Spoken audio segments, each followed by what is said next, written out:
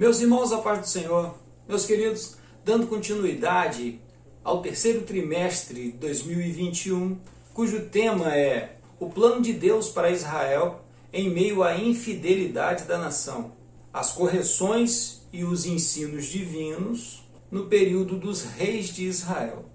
Hoje estudaremos a lição de número 4, que tem por título Elias e os profetas de Azera e Baal. O texto áureo: então caiu o fogo do Senhor e consumiu o holocausto e a lenha e as pedras e o pó e ainda lambeu a água que estava no rego. 1 Reis 18, 38. A verdade prática, irmãos, diz assim: o Senhor sustenta com a sua forte mão todos os que estão dispostos a proclamar a verdade de que Ele é o único Deus digno de adoração. A leitura bíblica em classe encontra-se no capítulo 18 e 19 de 1 Reis. O objetivo geral é revelar que Deus opera milagres através dos seus filhos. E a nossa introdução nos diz assim: o profeta Elias é um dos mais relevantes personagens da Bíblia. Foi ele que apareceu com Moisés no Monte da Transfiguração, conversando com Jesus. Esse destacado profeta é, sem dúvida, um modelo de servo perseverante e fiel para todo cristão. Nesta lição veremos como Elias desafiou corajosamente a idolatria de Israel, como orava de modo simples, mas cheio de confiança, e como, apesar de tudo o que fez, expôs sua humanidade ao cair em desânimo. Sempre é bom lembrar, irmãos, que nós precisamos do apoio dos irmãos. Se esse trabalho tem vos agradado, compartilhe em suas redes sociais. Dê o seu like, convide outras pessoas para vir participar conosco, inscreva-se se ainda não foi inscrito, comente, seu comentário nos ajuda muito e vamos juntos fazer a obra de Deus. Seguindo a orientação pedagógica, no versículo 21 do capítulo 18, o profeta pergunta ao povo: até quando cocheareis entre dois pensamentos? Se o Senhor é Deus, segui-o. Se Baal é, segui-o. E esta pergunta, irmãos, ela de fato ainda permanece como um real questionamento sobre cada um daqueles que segue o Senhor Jesus. Porque de fato, andar com Jesus, servir ao Senhor, é se entregar por inteiro. Não pode estar pela metade. Não pode estar dividido. Não se pode servir a dois senhores. Ou você de fato se entrega ao Senhor, ou você se entrega a outra coisa, a outro Senhor.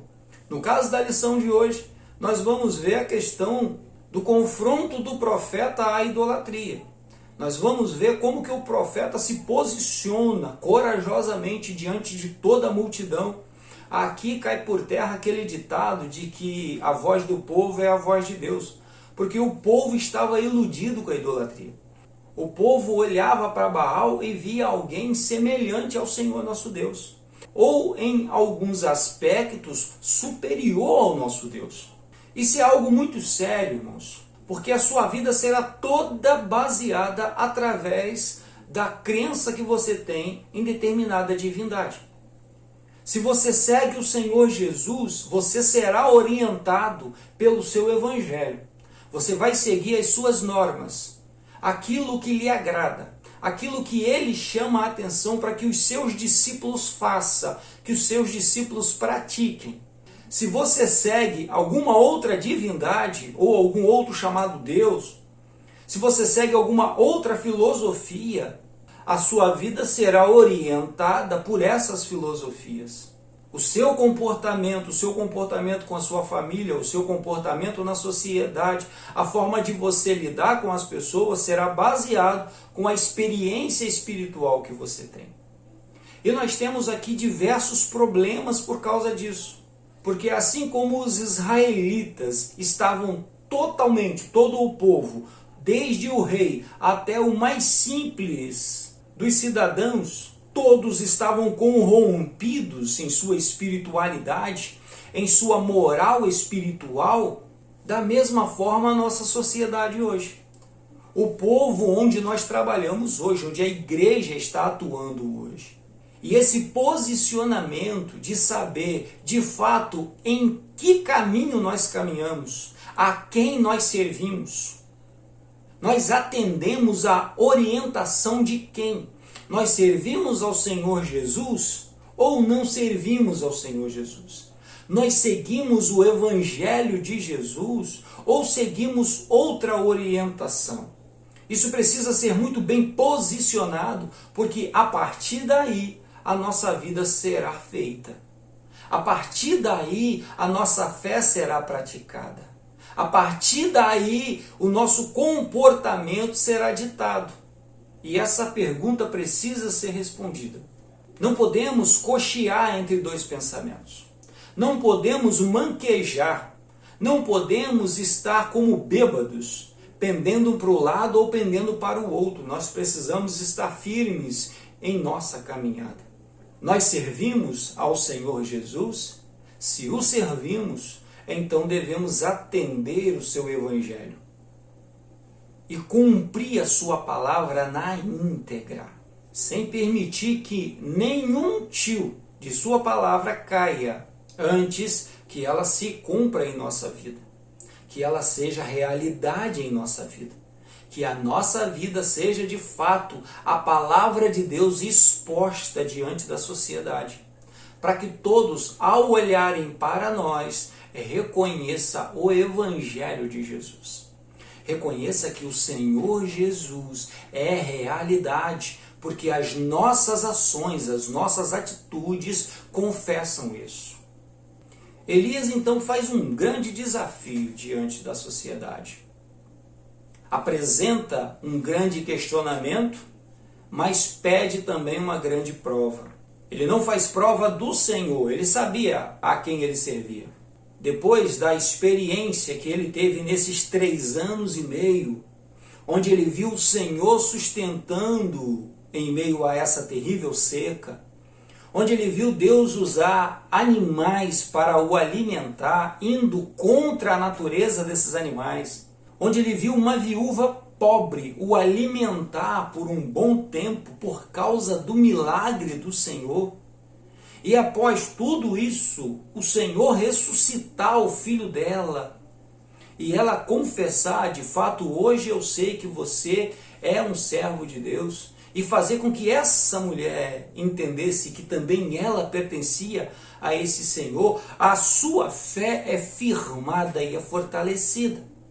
Nós achamos, irmãos, que as pessoas já nascem prontas. Quando nós olhamos para Elias, nós esquecemos aquilo que Tiago diz, que Elias era homem igual a nós e padecia das mesmas tentações, passava pelos mesmos problemas, tinha dúvidas e tudo mais.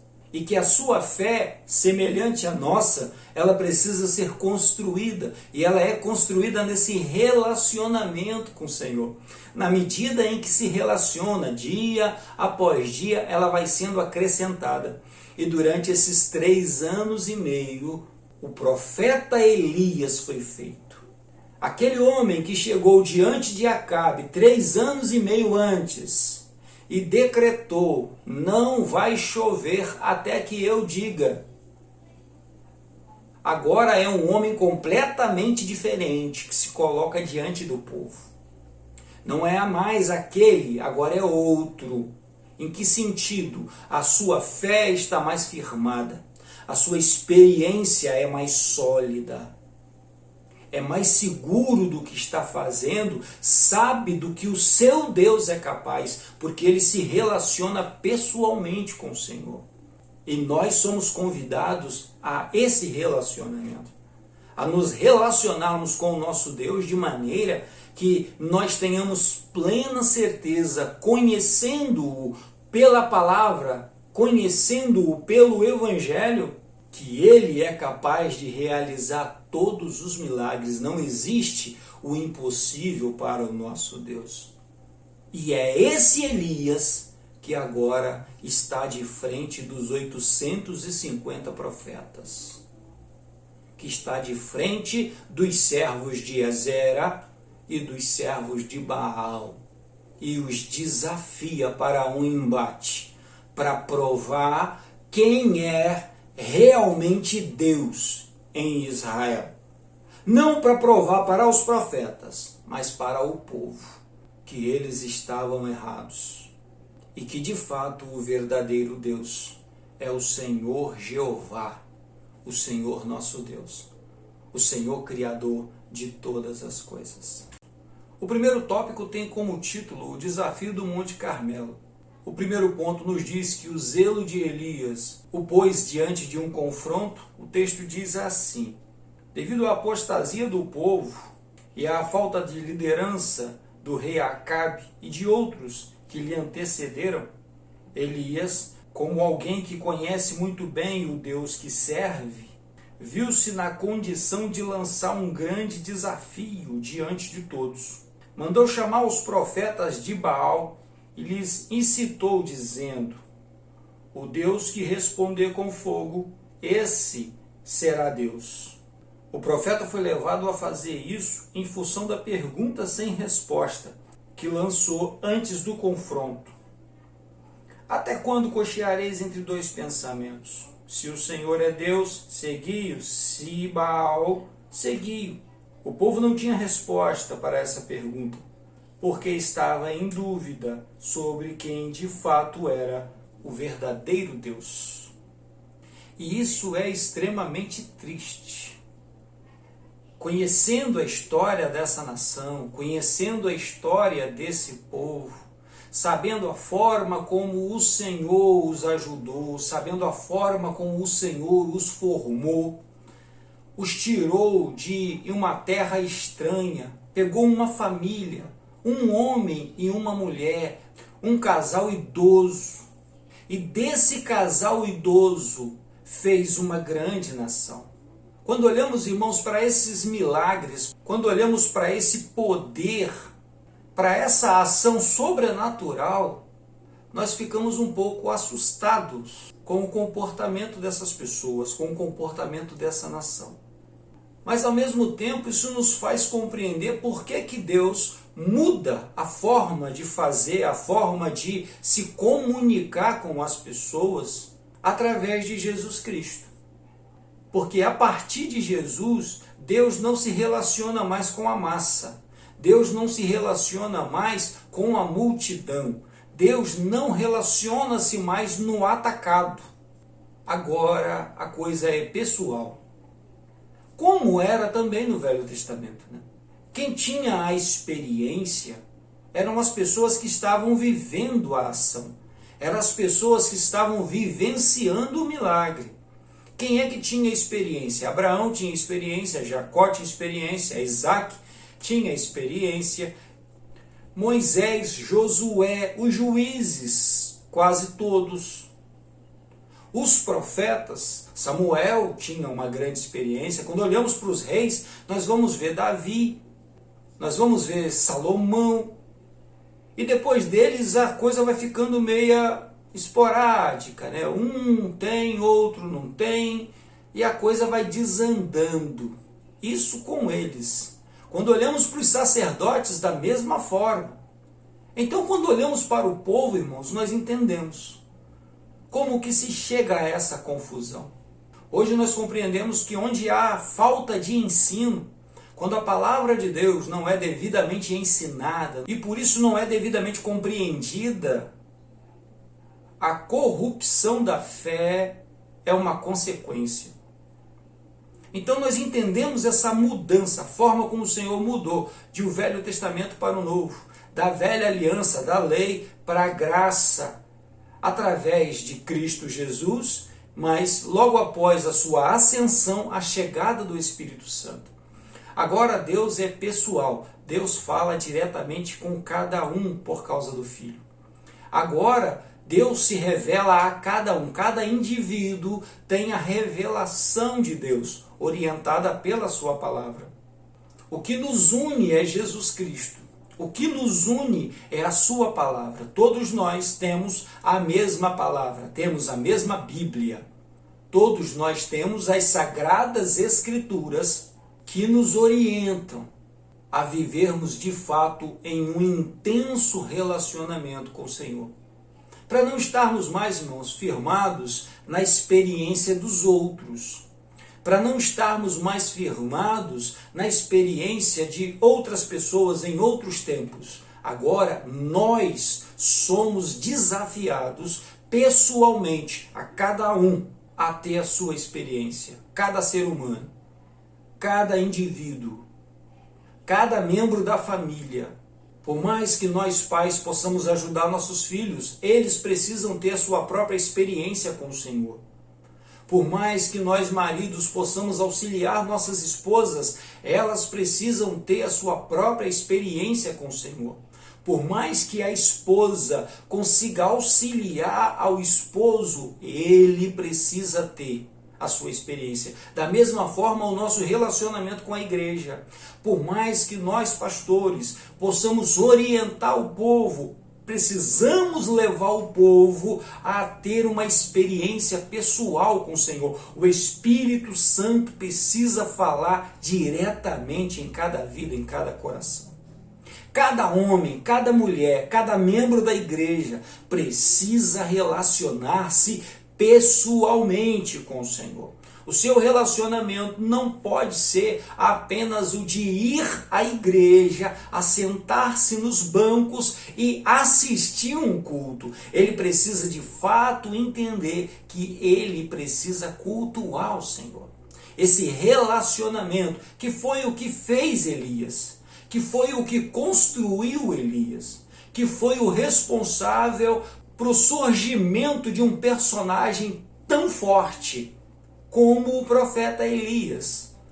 O responsável foi o relacionamento com Deus. A forma como ele se relacionou com o Senhor, como vimos na lição passada. Esse relacionamento apresenta agora um homem forte, um homem poderoso, um homem que compreende de fato, sabe de fato quem é o seu Deus, do que ele está falando. Então, quando ele lança o desafio, quando ele convoca os profetas de Baal, quando ele convoca o povo, faz o desafio, ele sabe do que ele estava falando. E lógico, esse desafio não é algo que vem apenas de sua mente. É o próprio Senhor que, através dele, está fazendo esse desafio para a nação. Para, mais uma vez, provar para eles que ele, o Senhor Jeová, é o verdadeiro e único Deus. Não existe outro. Não existe outra manifestação. Não existe outra autoridade espiritual. Só o Senhor, nosso Deus, é Deus.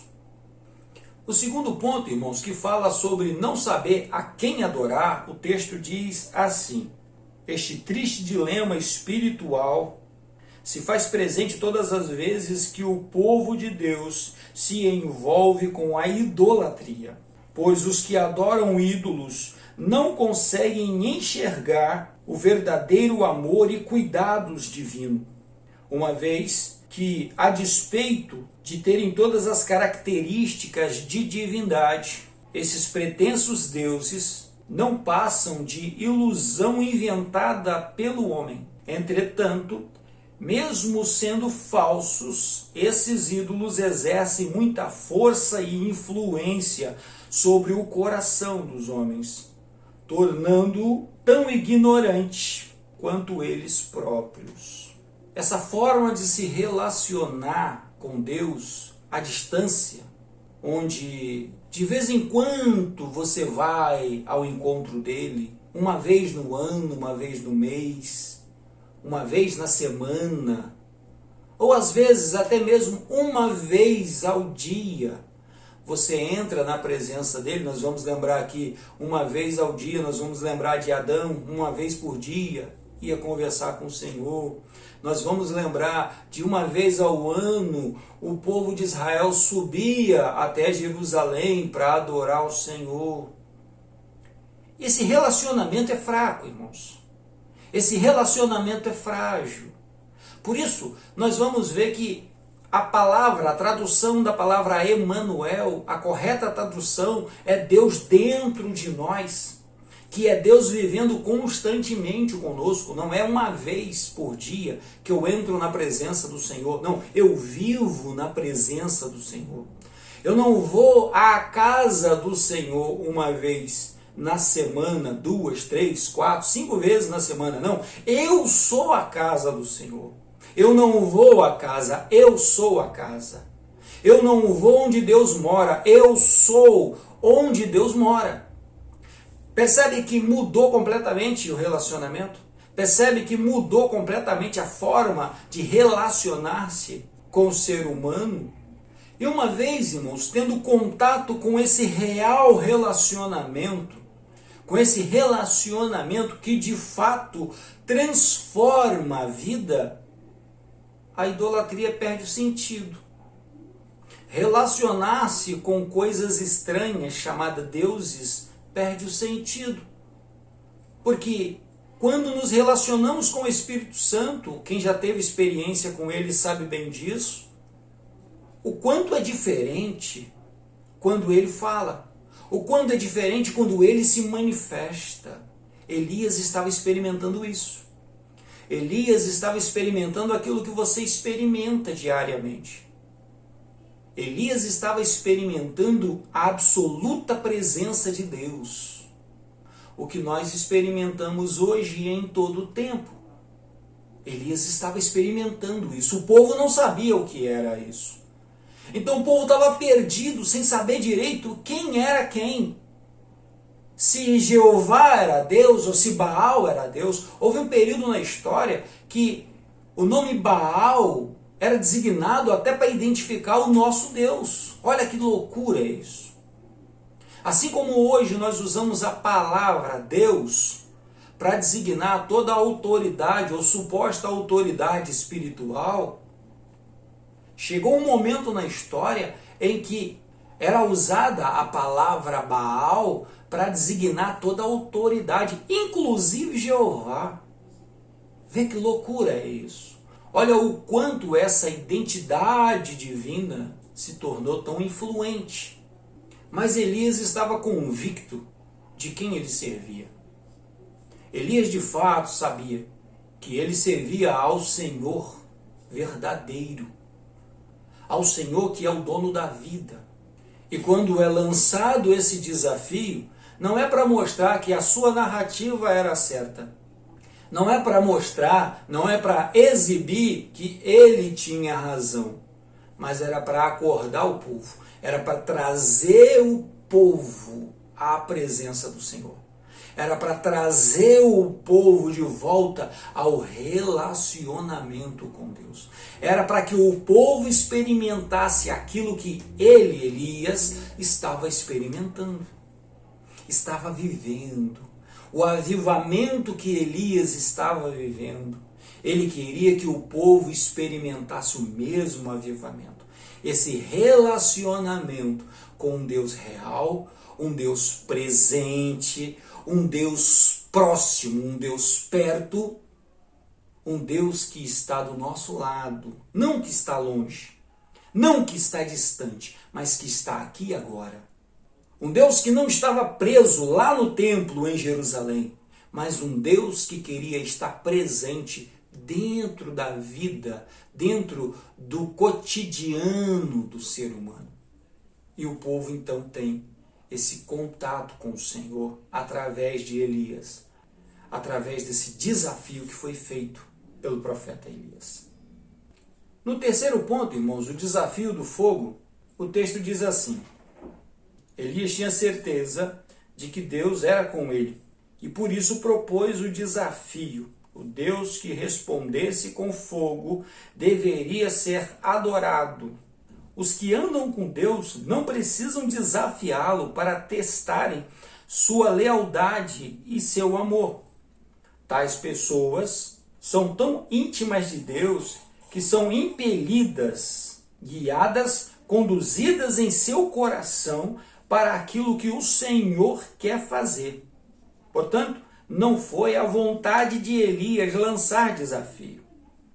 mas a do próprio Deus, para mais uma vez mostrar ao povo de Israel que ele era, sempre foi e sempre será o único Deus verdadeiro a quem devemos servir. Foi o próprio Deus quem impeliu Elias para aquele desafio. Foi o próprio Espírito Santo quem o motivou, quem o impulsionou para estar à frente do povo, para conclamar o povo para aquele momento, para provocar os profetas de Baal, os profetas de Azera, e os trazer ao Monte Carmelo para esse desafio, para que de fato ficasse claro de que só existe um Deus, de que só um é merecedor de adoração, e que só o Senhor, o verdadeiro Senhor, Jeová, é Deus e tem poder tanto nos céus quanto na terra, que não existe limites para o seu operar. E nesse momento, isso ficou bem claro. O segundo tópico tem por título a oração de Elias. O primeiro ponto, os preparos de Elias, o texto diz assim: diante da impossibilidade de resposta de Baal aos apelos de seus adoradores, Elias começou os preparos para a operação de milagre. A primeira coisa que fez foi reparar o altar do Senhor, que estava quebrado, consequência da idolatria. A seguir, juntou 12 pedras que simbolizavam as 12 tribos de Israel. Cavou um rego em volta do altar, colocou a lenha, dividiu o bezerro em pedaços sobre a lenha e pediu para que se derramasse 12 cântaros de água sobre o altar, de tal modo que ficasse totalmente encharcado o que estava nele e o rego em sua volta. Desafio aceito. Os profetas de Baal começaram primeiro o seu culto, pedindo para que Baal se manifeste, e o texto é bem conhecido. E como é lógico, não tem como Baal se manifestar. Ele não existe. Como é que alguém que não existe vai se manifestar? Baal era fruto da imaginação humana. Então não dá para se manifestar. E, independente disso, Elias começa a acertar, a organizar o altar do Senhor. O altar do Senhor foi absolutamente abandonado, totalmente desprezado por causa da idolatria, por causa do culto, da preocupação com outras divindades. Elias organiza o altar, organiza todo o sacrifício, coloca a lenha, organiza o bezerro, a carne, que seria o sacrifício. E aqui eu tenho uma visão particular sobre o texto, que é a água derramada. Alguns vão dizer que é porque precisava de um desafio maior. Eu entendo que o verdadeiro sacrifício, a verdadeira oferta era a água, porque era o que estava faltando naquele momento. A seca estava ali operando. Traz-se então 12 cântaros, representando as 12 tribos. Seria uma oferta de cada tribo. Aqui ignora-se por completo a divisão das tribos, a separação da nação. Diante de Deus ainda era uma única nação. Diante de Deus, Israel continuava com 12 tribos. Deus não tinha participação nenhuma nessa divisão. Essa divisão era meramente política, era um problema dos homens. Mas Deus olhava como um único povo. Nunca foi como o Reino do Sul e Reino do Norte. Para Deus era Israel. Então derramam-se a água no altar, enche a vala que fizeram em volta do altar, encharca toda a lenha, encharca toda a carne, e o Senhor aceita esse sacrifício. E o Senhor aceita essa oferta.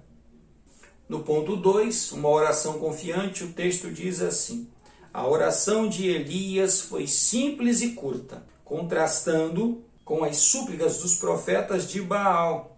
Elias queria mostrar que para Deus responder Não são necessárias cerimônias especiais, sacrifícios ou mutilações. Basta o exercício de fé no verdadeiro Deus. É relevante ressaltar que o profeta Elias, em sua oração, declarou diante do povo que o Deus a quem ele orava era o mesmo Deus dos patriarcas, Abraão, Isaque e Jacó, e que pelo fato de também ser um servo de Deus e estar cumprindo a vontade dele, tinha direito à manifestação divina como resposta. Nessa oração, o profeta expõe o verdadeiro motivo de ter erigido aquele altar e da necessidade de Deus responder com fogo, para que este povo conheça que tu, Senhor, és Deus, e que tu fizeste tornar o teu coração para trás. O Senhor nosso Deus não precisa se exibirmos. Ele não precisa ficar se mostrando que ele é superior aos outros. Ele nem reconhece os outros. Logo, ele não precisa ficar se exibindo. Tudo isso que foi feito e que é feito é por amor a nós, é por amor ao ser humano. Nesse caso aqui, foi por amor àquela nação, àquele povo, que estavam totalmente perdidos e que não tinham a mínima noção de quem era o Senhor Jeová mais. Já não sabiam direito quem era o Deus de Abraão, Isaque e Jacó. Era só uma lembrança, talvez um conto infantil. E Elias coloca-se diante deles e diz: é em nome dele que eu estou aqui. É em nome do Senhor Deus de Abraão, Isaque e Jacó que eu estou aqui. Eu estou aqui em nome do Deus dos patriarcas, do Deus de Moisés. Eu estou aqui em nome dele. É em nome dele, eu sou servo dele. Em nome dele é que eu vim fazer tal obra e vai descer fogo do céu. E a oração dele, ele mostra algo bem simples, porque o nosso Deus se relaciona nessa simplicidade. Às vezes as pessoas querem inventar, palavras elaboradas para falar com o Senhor, palavras que não é comum ao povo. Enquanto isso, o Senhor está pronto para ouvir, desde o mais simples, aquele que mal domina o idioma de sua nacionalidade, no nosso meio, aquele que mal sabe falar o português, quanto aquele que é erudito, aquele que conhece a língua na sua profundidade, aquele que sabe as melhores palavras para ser aplicada em determinado texto. Deus está pronto para ouvir a todos. E diante do povo, Elias faz uma oração simples e fala: é para que esse povo entenda que tu, Senhor, és Deus. É para que esse povo compreenda, é para que eles compreendam que tu és Deus. Que Baal não é ninguém, que Baal nem existe. Que Baal é invencionice humana, é loucura da imaginação humana. É influência de espíritos enganadores. Não é Deus. Só tu, Senhor, és Deus. O único Senhor. O terceiro ponto, a misericórdia de Deus, o texto diz assim: na oração de Elias está claro que o desejo de Deus era que seu povo se voltasse para ele através daquela demonstração de poder. A descida do fogo que consumiu o holocausto, a lenha, as pedras, o pó e ainda secou toda a água que estava ao redor do altar, é uma exata comprovação, não apenas de que ele é Deus e está acima de tudo e de todos, mas de que ele estava dando a Israel uma nova oportunidade de comunhão. A reação do povo foi unânime em reconhecer que o Eterno é Deus verdadeiro. Com isso, a seca, que já durava 3 anos e meio, terminou. Elias subiu ao cume do Monte Carmelo, orou a Deus e caiu uma abundante chuva. Reconhecer o Senhor é descobrir de fato quem Ele é. Reconhecer o Senhor é perceber que não há vida fora dele, que não há como viver fora da sua presença. Ah, mas tem um monte de gente por aí que vive sem Deus. Tem um monte de gente por aí que vive sem ter o contato com o Senhor, sem ouvir sua voz, sem ser orientado por Ele. Só que isso não é vida, né, irmãos? Isso é sobreviver. Isso é estar vagando sobre a terra. É nos oferecido vida abundante. É nos oferecido uma vida de verdade. Uma vida real. Uma vida que é completada pela presença de Deus. A nossa vida sem a presença de Deus é uma vida pela metade. Não é vida real, porque nos falta aquilo que é mais importante. Nós temos o oxigênio, nós temos os alimentos, nós temos a terra, nós temos um tempo para ficar nessa terra com as pessoas que amamos. Mas e aí, é só isso? Foi só para isso que nós viemos para este mundo? Ou tem algo mais?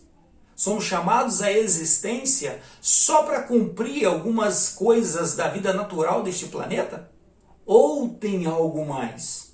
A resposta é simples. Há algo mais. E esse algo mais é comunhão com o Senhor. É para isso que Ele fez tudo quanto Ele fez.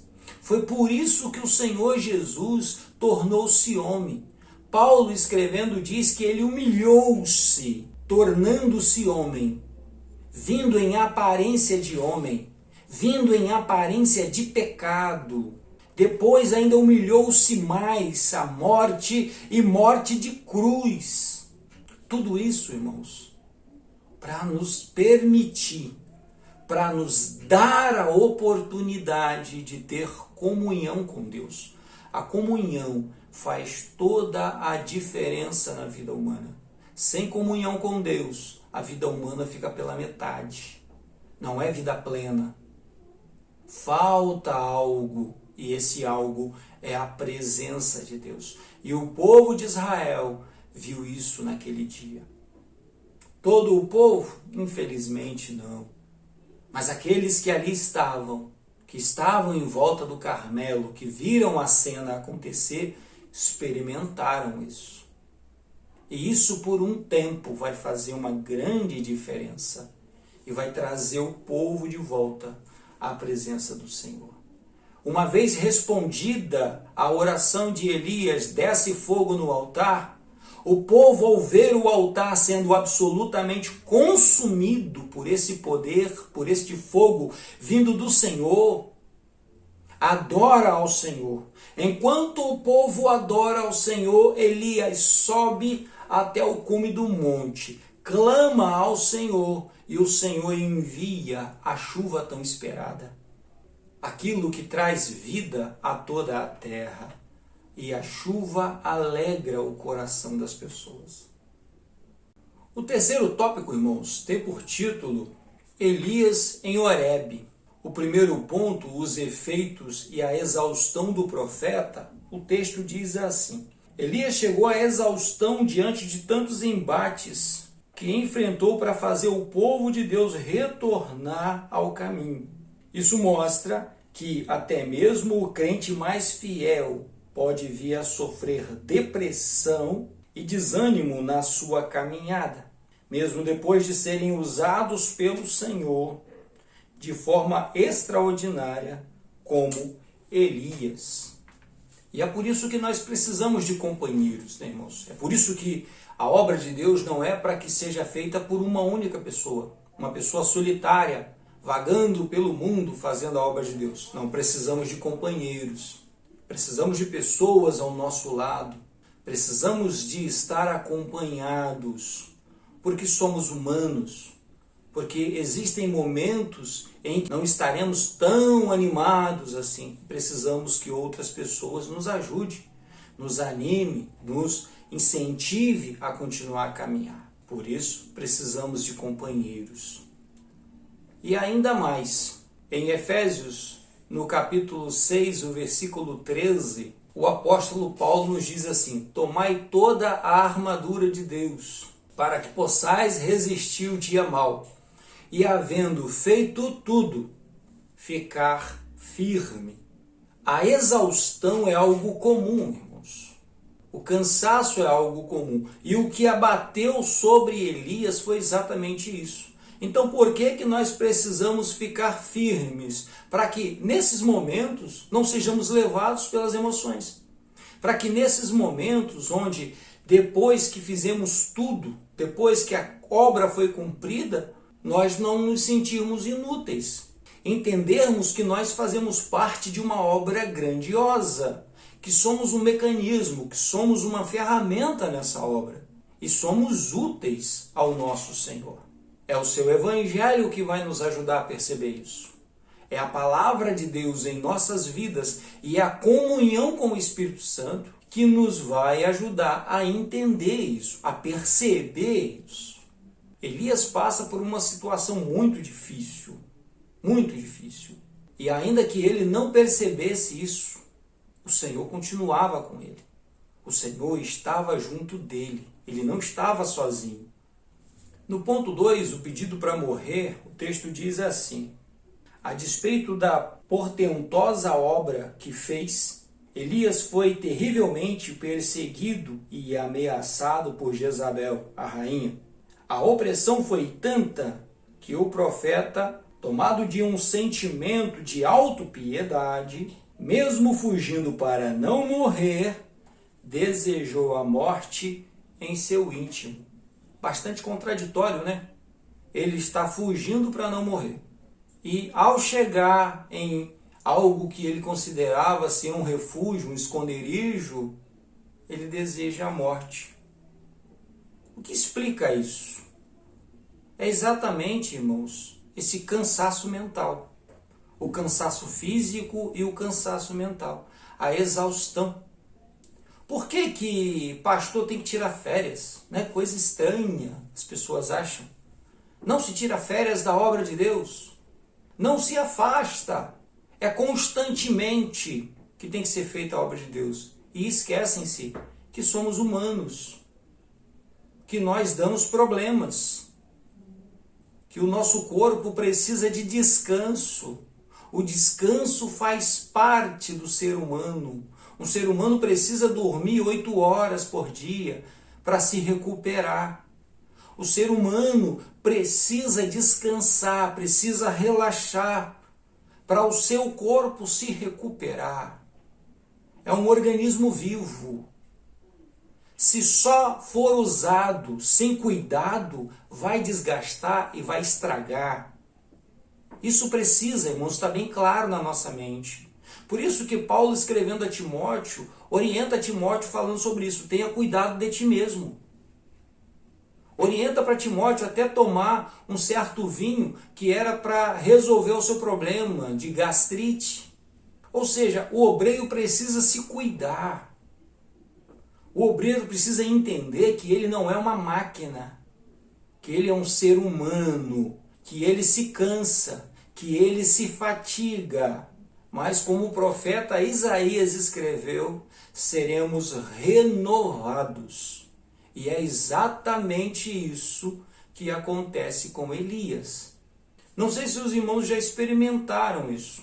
Não sei se vocês já tiveram a oportunidade de um extremo cansaço, mas ainda precisava fazer alguma coisa e o Senhor dá um renovo e o cansaço meio que desaparece por um tempo. Mas depois volta, porque é físico. Nós não conseguimos nos desligar desse corpo. Isso só vai acontecer quando nós morrermos. Até lá, teremos que viver com as limitações que esse corpo nos impõe. E isso precisa ser respeitado, irmãos. Por isso, o crente precisa procurar médico. Por isso, o pastor precisa procurar médico, precisa ter tempo de descanso.